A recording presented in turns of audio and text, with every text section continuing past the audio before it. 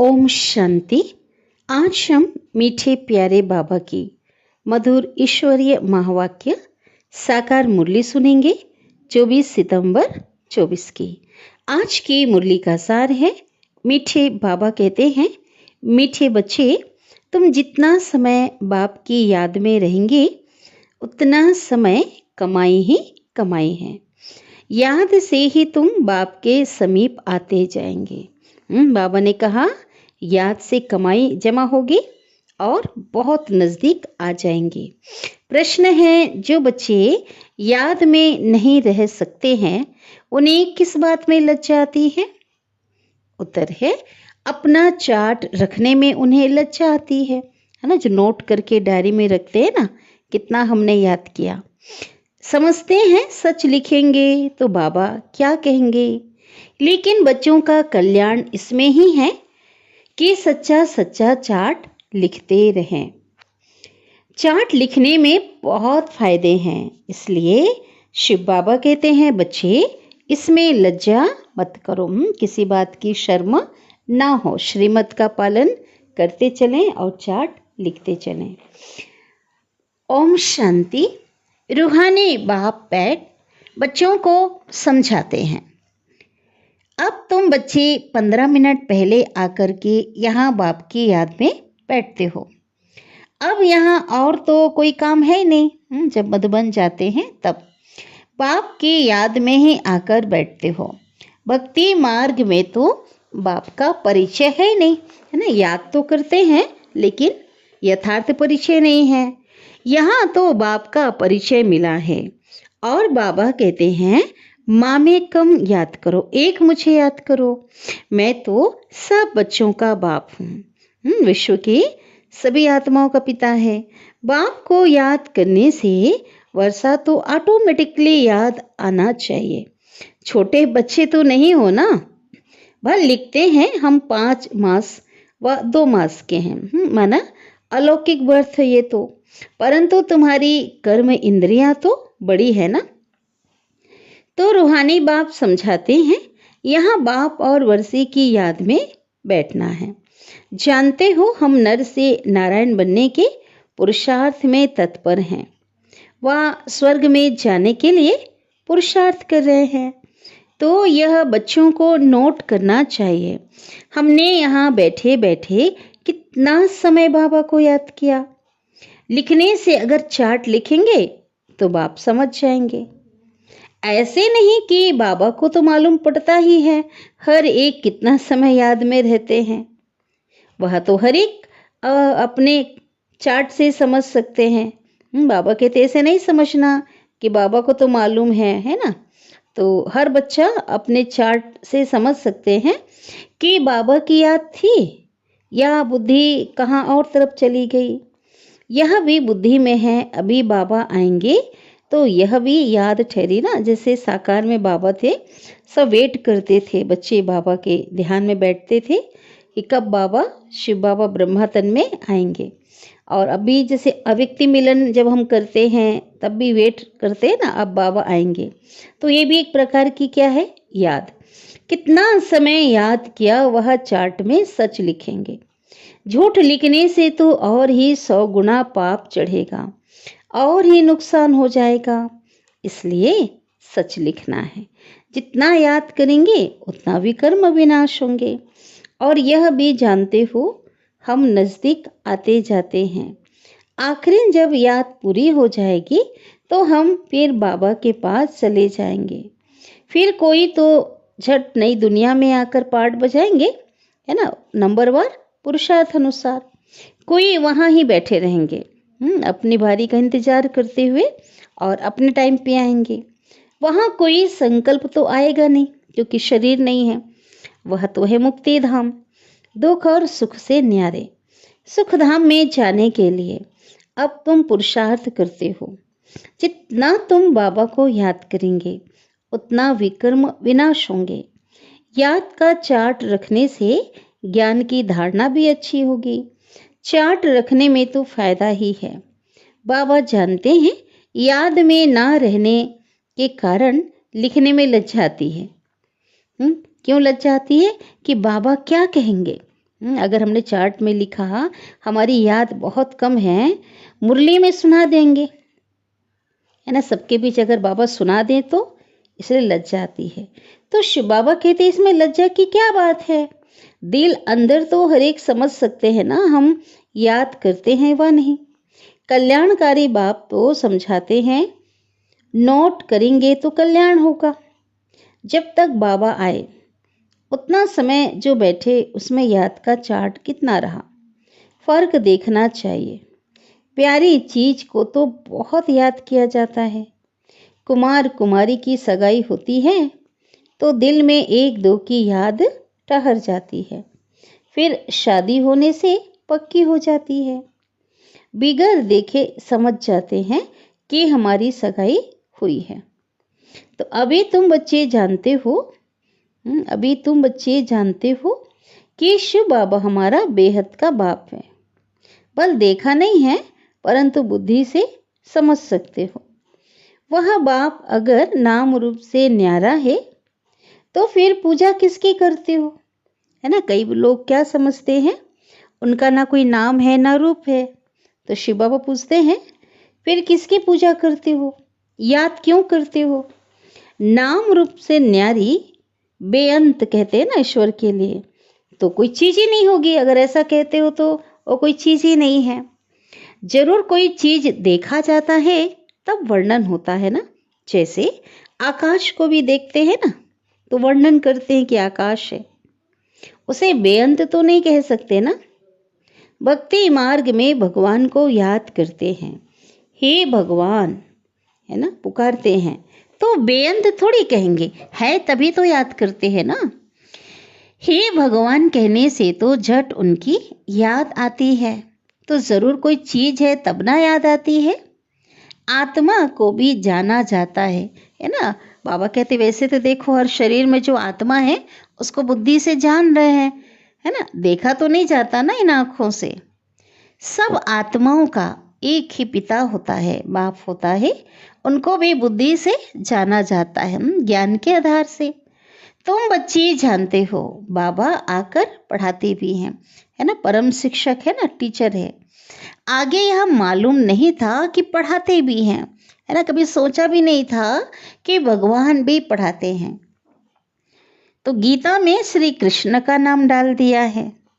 श्री कृष्ण तो इन आँखों से देखने में आता है, उनके लिए बेअंत नाम रूप से न्यारा कह ना सके। देखिए वो तो शरीरधारी है। श्री कृष्ण तो कभी भी नहीं कहेंगे कि माँ में कम याद करो, एक मुझे याद करो, क्योंकि वह तो सम्मुख है। और उनको बाबा भी नहीं कहेंगे, है ना, हमेशा उनको यंग दिखाते, बालक रूप दिखाते हैं तो शोभा नहीं देगा, है ना। जो बड़े होंगे बुजुर्ग हैं उनको ही जो बाबा शब्द है वो शोभा देगा। तो बाबा कह रहे हैं माताएं तो श्री कृष्ण को बच्चा समझकर क्या करती हैं, बहुत भावनाएं होती हैं, बच्चा समझकर उनको गोद में बिठाती हैं। जन्माष्टमी पर छोटे श्री कृष्ण को झुलाएंगे। तो बाबा पूछते हैं क्या सदैव छोटा ही है, कृष्ण सदैव छोटा ही है। फिर दिखाते रास विलास भी करते हैं, तो ज़रूर थोड़ा बड़ा हुआ, फिर उनसे बड़ा हुआ, फिर क्या हुआ, वो कहाँ गया, किसको भी कुछ पता नहीं। सदैव छोटा शरीर तो नहीं होगा ना, कुछ तो ख्याल नहीं करते हैं, कुछ भी ख्याल नहीं करते। यह पूजा आदि की रस्म चली आती है। ज्ञान तो कोई में नहीं है, है ना, यथार्थ ज्ञान है, परमात्मा ज्ञान कोई में नहीं है। दिखाते हैं क्या दिखाते, शास्त्रों में क्या कहानी लिखी है। श्री कृष्ण ने कंसपुरी में जन्म लिया। अब कंसपुरी की बात तो है नहीं, क्योंकि कृष्ण का जन्म तो कहाँ होता, सतयुग में होता, स्वर्ग में होता, कोई का भी विचार नहीं चलता। जिनकी आस्था श्री कृष्ण पे है उनके भक्त क्या कहेंगे, श्री कृष्ण हाजिर हजूर है, यहाँ पे हर जगह हाजिर है। फिर उनको स्नान भी कराते, नहलाते हैं ना, खिलाते भी हैं। अब वह तो खाता तो है नहीं, अब श्री कृष्ण की मूर्ति के आगे भोग लगाते हैं, वो खाता है क्या, बाबा कहते खाता तो है नहीं, कौन खाता है फिर? खुद खा जाते हैं।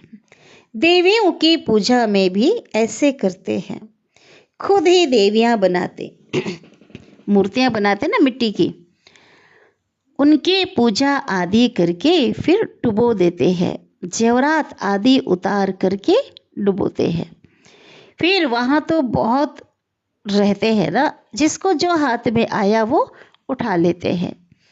देवियों की जास्ती पूजा होती है, लक्ष्मी और दुर्गा दोनों की मूर्तियाँ बनाते, पूजा करते। बड़ी मम्मा भी यहाँ बैठी है। कौन है बड़ी मम्मा? ब्रह्मा, है ना, जिसको क्या कहते? ब्रह्मपुत्र भी, पुत्रा भी कहते हैं। सबसे बड़ी नदी है ना। समझेंगे ना कि इस जन्म और भविष्य के रूप की पूजा कर रहे हैं। कितना वंडरफुल ड्रामा है।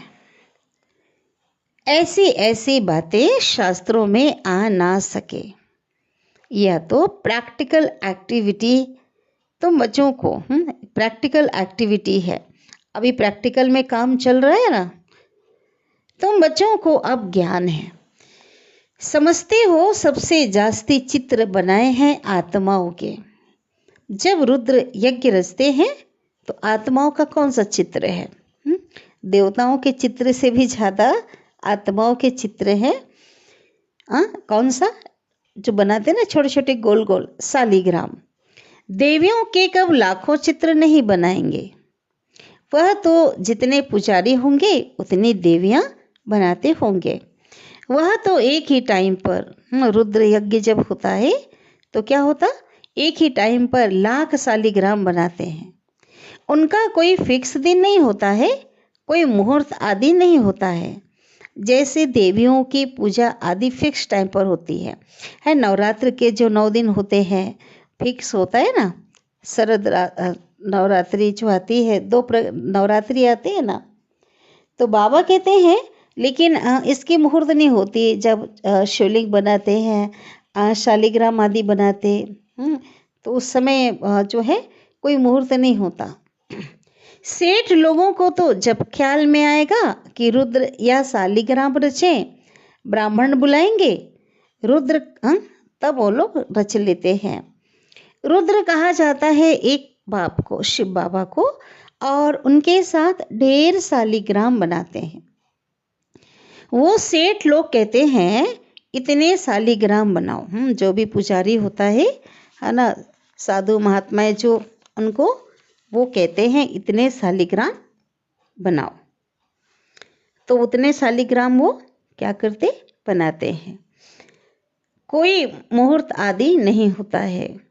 एक बाप की और उसके साथ ढेर शालिग्राम बनाते। एक शिवलिंग बनाएंगे बड़ा और उसके बाद ढेर शालिग्राम रचते हैं। उसकी तिथि तारीख कोई मुकर्रर नहीं होती। ऐसे भी नहीं कि शिव जयंती पर ही रुद्र पूजा करते हैं, नहीं, है ना। अक्सर करके शुभ दिन बृहस्पतिवार का ही रखते हैं। दीपमाला पर, दीपावली पर लक्ष्मी का चित्र थाली में रखकर उनकी पूजा करते हैं, फिर रख देते हैं। वह है महालक्ष्मी। युगल है ना, लक्ष्मी पूजा के दिन महालक्ष्मी की पूजा होती है। 4 हाथ दिखाते हैं ना, तो लक्ष्मी और नारायण को दोनों को कंबाइन दिखाया। जैसे विष्णु का दिखाते हैं ना कंबाइन, तो महालक्ष्मी में भी कंबाइन है। तो ये बाबा समझा रहे हैं युगल है ना, परंतु मनुष्य इन बातों को जानते नहीं। लक्ष्मी को पैसे कहाँ से मिलेंगे? युगल तो चाहिए ना, नारायण से ही उनको मिलेगा ना। तो ये लक्ष्मी नारायण युगल हैं, नाम रख दिया महालक्ष्मी। देवियाँ कब हुई, महालक्ष्मी कब होकर गई, यह सब बातें मनुष्य नहीं जानते हैं। तुमको अब बाप बैठ समझाते हैं। तुम्हारे में भी सबको धारणा एक जैसी नहीं होती है। बस इतना सब समझकर फिर शिव बाबा क्या कहते हैं, हमको ज्ञान देते देते बीच बीच में पढ़ाते पढ़ाते बाबा हमें याद दिलाते हैं, है ना, कि शिव बाबा याद है और साथ में वर्षा याद है। मूल बात है यहाँ बाबा और वर्षा, उनको याद करना। भक्ति मार्ग में देखो कितना पैसा वेस्ट करते हैं, यहाँ तुम्हारी पाई भी वेस्ट नहीं होती, कौड़ी भी खर्चा नहीं होता। तुम सर्विस करते ही हो साल्वेंट बनने के लिए। साल्वेंट बना भविष्य में उच्च पद पाने के लिए, साहूकार बनने के लिए। भक्ति मार्ग में तो बहुत पैसे खर्च करते हैं और इंसॉल्वेंट बन पड़ते हैं। इंसॉल्वेंट बना कंगाल, सब कुछ मिट्टी में मिल जाता है। कितना फर्क है। इस समय जो कुछ करते हैं वह ईश्वरीय सर्विस में शिव बाबा को देते हैं। अगर धन लगाया तो बाबा के यज्ञ में गया। शिव बाबा तो खाते नहीं हैं, खाते तो तुम हो। तुम ब्राह्मण बीच में ट्रस्टी हो, ब्रह्मा को तो नहीं देते हो ना, तुम शिव बाबा को ही देंगे। किसको देंगे? शिव बाबा को देते हो।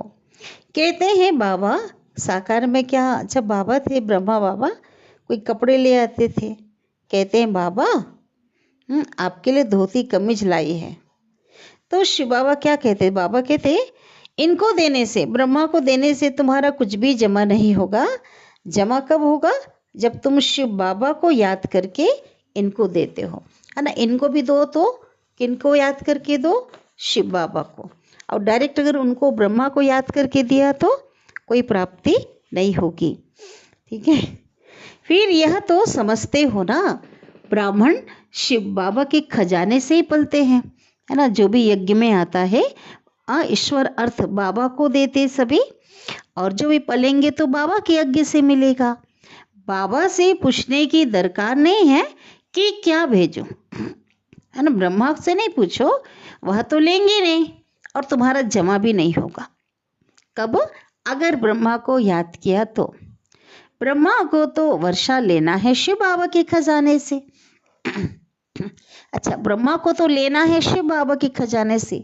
जो पहनना खाना पीना है यज्ञ से पालना होगी ना, तो शिव बाबा ही याद पड़ेगा। साकार में ब्रह्मा बाबा भी बच्चों को याद दिलाते थे। डायरेक्ट अपने नाम से कभी बाबा ने नहीं लिया। बाबा कहते थे शिव बाबा के भंडारे में जमा कर दो, शिव बाबा के यज्ञ में जमा कर दो, और उसके पश्चात दिया जाता था। तो बाबा कहते ब्रह्मा को लेना है शिव बाबा के खजाने से, तभी तो शिव बाबा याद पड़ेगा। तुम्हारी चीज क्यों लेवे? ब्रह्मा भी बोलते तो शिव बाबा भी। बीके को देना भी रॉन्ग है। डायरेक्ट अगर कुछ चीज़ देते हैं, है ना, जैसे कोई सेंटर पे रहते हैं उनके नाम से अगर देते हम आपके लिए लाए हैं तो रॉन्ग है।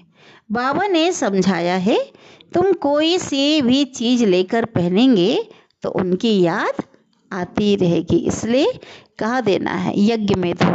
और बाबा हमें दे रहे हैं, बाबा से उन्होंने दिया, अपना भाग्य बनाया और हम बाबा के द्वारा हम यूज़ कर रहे। फिर कभी भी ख्याल क्या होगा? नहीं आएगा। ये बाबा ने पक्का कराया। अगर तुम कोई की चीज़ लेकर पहनेंगे तो शिव बाबा की याद के बदले क्या होगी? उनकी याद आएगी ना, आती रहेगी, फलाने ने ये चीज़ दी है। ऐसा ही होता है ना। कोई हल्की चीज़ है तो उनकी बात नहीं, अच्छी चीज़ हो तो और ही याद आएगी कि फलाने ने यह दिया है। फिर जब उनकी याद आएगी तो क्या होगा? उनका तो कुछ भी जमा नहीं होगा, घाटा पड़ जाएगा। शिव बाबा कहते हैं माँ में कम याद करो, मुझे कपड़े आदि की दरकार नहीं। कपड़े आदि चाहिए बच्चों को, वह शिव बाबा के खजाने से पहनेंगे। मुझे तो अपना शरीर है ही नहीं, मैं तो हूँ ही निराकार। तो शिव बाबा कहते खजाने से लेने के हकदार हैं। आप मेरे बच्चे हो तो, है ना, मेरे खजाने से लेने के हकदार हो। राजाई के भी हकदार हो। बाप के घर में ही बच्चे खाते पीते हैं ना, तुम भी सर्विस करते कमाई करते रहते हो। जितनी सर्विस बहुत उतनी बहुत कमाई होगी। खाएंगे पिएंगे शिव बाबा के भंडारे से, और उनको नहीं देंगे तो जमा नहीं होगा। तो क्या करना? क्या पक्का करा है बाबा ने? शिव बाबा को ही देना होता है। बाबा आपसे भविष्य 21 जन्मों के लिए पद्मा पद्मपति हम बनेंगे। पैसे तो खत्म हो जाएंगे हमारे, विनाश काल में तो सब कुछ नष्ट हो जाएगा, इसलिए समर्थ को हम देते हैं, है ना, जो शक्तिशाली है उनको देते हैं। बाबा समर्थ है ना, 21 जन्मों के लिए वह देते हैं। इनडायरेक्ट भी ईश्वर अर्थ देते हैं ना, इनडायरेक्ट इतना समर्थ नहीं है, है ना, अल्पकाल के लिए मिलता है। ईश्वर अर्थ समर्पण करके लोग दान पुण्य करते, कृष्ण अर्थ समर्पण कहते हैं ना। अभी तो बहुत समर्थ है क्योंकि सम्मुख है ना। वर्ल्ड ऑलमाइटी अथॉरिटी इस समय के लिए है, इसी समय का गायन है। विश्व का जो अधिकारी ईश्वर अर्थ कुछ दान पुण्य करते हैं तो अल्पकाल के लिए कुछ मिल जाता है, अल्पकाल के लिए मिल जाता है। और यहाँ तो बाप तुमको समझाते हैं, मैं तो सम्मुख हूँ, तुम्हारे समक्ष हूँ, मैं ही देने वाला हूँ। इसने भी शिव बाबा को सब कुछ देकर सारे विश्व की बादशाही ले ली ना। ब्रह्मा बाबा के लिए कह रहे हैं, सब कुछ बाबा को दे दिया और बादशाही ले ली। यह भी जानते हो इस व्यक्त का ही अव्यक्त रूप में साक्षात्कार होता है। जिस समय ये मुरली उसी समय चली है जब अव्यक्त वतन का पाठ खुल चुका था, है ना। संदेश पुत्रियाँ वतन में जाकर के देखते थे कि ब्रह्मा बाबा जैसे साकार में है, ऐसे ही बहुत दिव्य प्रकाश में काया सूक्ष्म वतन में है, देखते थे ना ऐसा।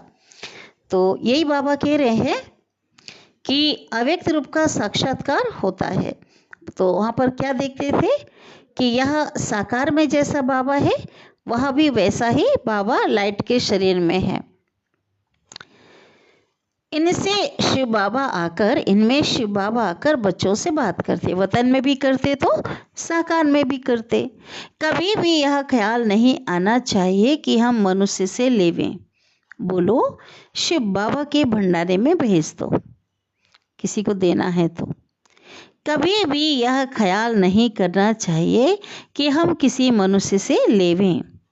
बोलो शिव बाबा के भंडारे में, बाबा कहते बोलो शिव बाबा के भंडारे में भेज दो। कोई देना चाहता है ना, उनको कहो बाबा के भंडारे में भेज दो, ठीक है।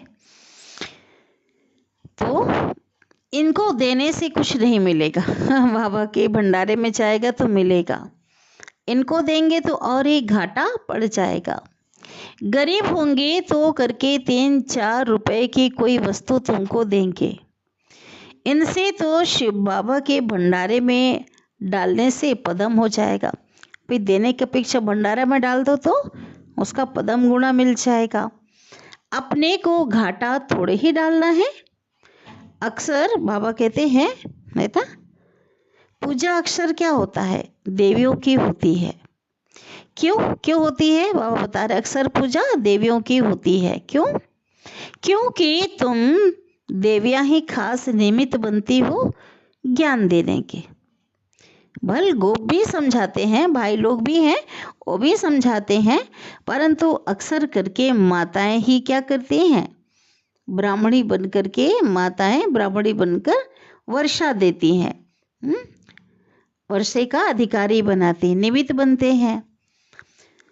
तो बाबा ने कहा कि इसलिए देवियों का नाम ज़्यादा है, माताएं ही ब्राह्मणी बनकर रास्ता बताती हैं। देवियों की बहुत पूजा होती है, यह भी तुम बच्चे समझते हो। आधा कल्प हम पूज्य थे, पहले है फुल पूज्य। कब थे? पूरे पवित्र कब थे? सतयुग में। फिर त्रेता में क्या हो गए? सेमी पूज्य, है ना, कमी हो गई ना 2 कला की। राम की डिनास्टी कहेंगे त्रेता में, वह तो लाखों वर्ष की बात कह देते हैं, तो उनका कोई हिसाब नहीं हो सकता। भक्ति मार्ग वालों की बुद्धि में और तुम्हारी बुद्धि में कितना रात दिन का फर्क है, बहुत जमीन आसमान का रात दिन का फर्क है। ईश्वरीय बुद्धि वह है, तुम हो ईश्वरीय बुद्धि वाले और वह है रावण की बुद्धि वाले, ठीक है। बेसमझ जो है उसके लिए बाबा कह रहे हैं तुम्हारी वृद्धि हो रही है। तुम्हारी बुद्धि में है यह सारा चक्र 5000 वर्ष का है जो फिरता रहता है।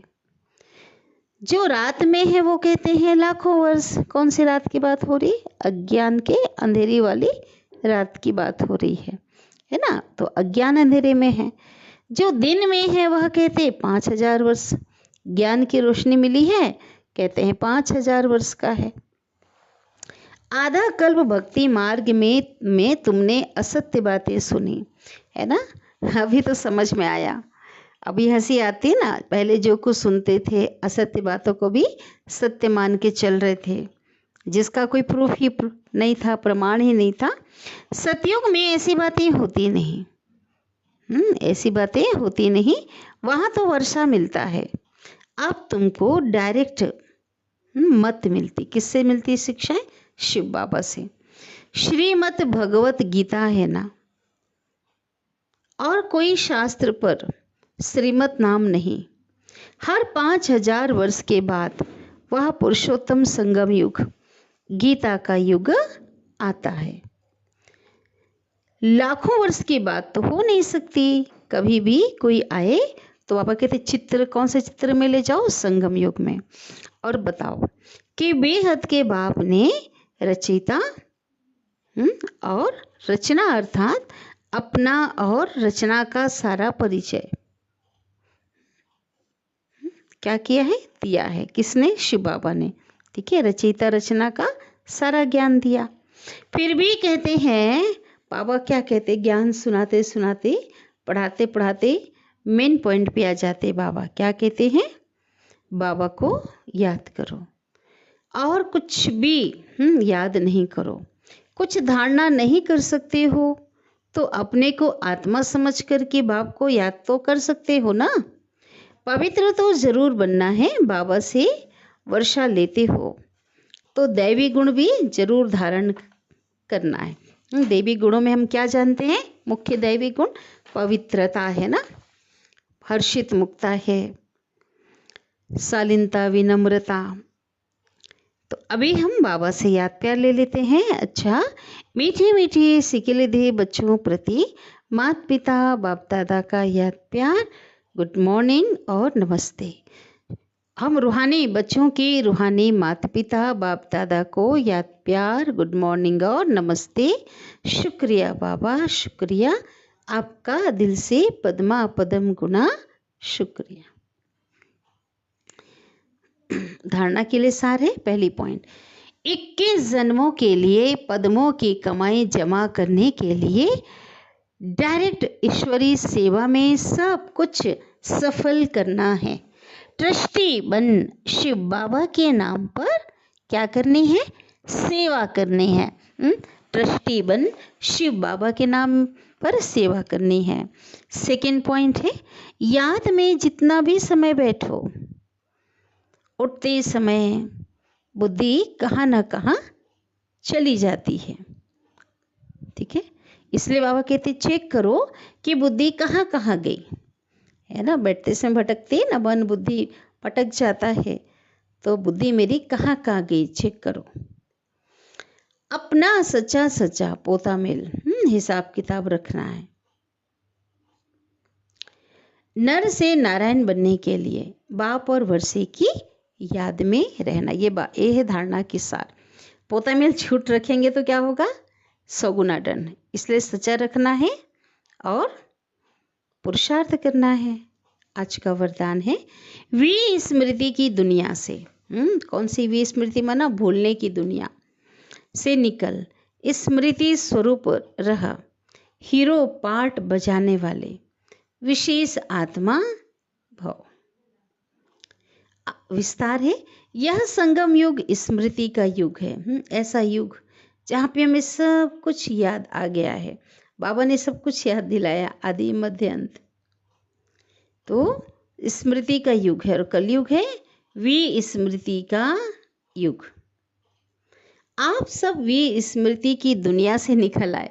पहले भूले भटके थे ना, अभी यथार्थ मंजिल पे आ गए हो, यथार्थ रास्ते पे आ गए हो। जो स्मृति स्वरूप है वही हीरो पार्ट बजाने वाली विशेष आत्मा है। ठीक है, तो वही क्या है, बाबा कहते विशेष आत्मा है। इस समय डबल हीरो कौन कौन से, एक हीरे समान वैल्यूबल बने, कीमती बने, बहुमूल्य बने, और दूसरा हीरो पाठधारी है। तो यही दिल का गीत सदा बजता रहे दिल अंदर कि वह मेरा श्रेष्ठ भाग्य। जैसे देह का ऑक्यूपेशन याद होता है, कभी कोई भूलता नहीं है, भूलता है कि अपने धंधे को, कर्तव्य को, तो ऐसे वो भी भूलते नहीं हैं। तो बाबा कहते हैं अपने ऑक्यूपेशन को सदा याद रखो, तो इसको भी भूलना नहीं है। वो जैसे मैं टीचर हूँ, मैं अधिकारी हूँ, मैं जज हूँ, मैं बिजनेसमैन हूँ, तो लौकिक दुनिया में अपनी ऑक्यूपेशन को नहीं भूलते हैं, अपने कर्तव्य धंधा को।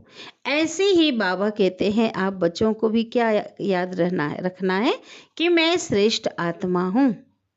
ठीक है, क्या रखना है, मैं श्रेष्ठ आत्मा हूँ। तो क्या होगा, विशेष आत्मा बन जाएंगे। ये याद रहेगा तो विशेष आत्मा बन जाएंगे। आज की मुरली का स्लोगन है, हिम्मत का पहला कदम आगे बढ़ाओ। हिम्मत का पहला कदम आगे बढ़ाओ, तो बाप की संपूर्ण मदद मिलेगी, पूरा सहयोग मिलेगा। जैसे छोटा नन्हा बच्चा जब चलना सीखता है तो उसके माता पिता उसे उंगली का सहारा देते हैं। अब बच्चा धीरे धीरे पाँव रख करके चलता है। अगर बच्चा दोनों पाँव उठा दे, मुझे पाँव रखना ही नहीं है, तो मदद कैसे हो सकती है, फिर तो कोई उसे चला नहीं सकेगा।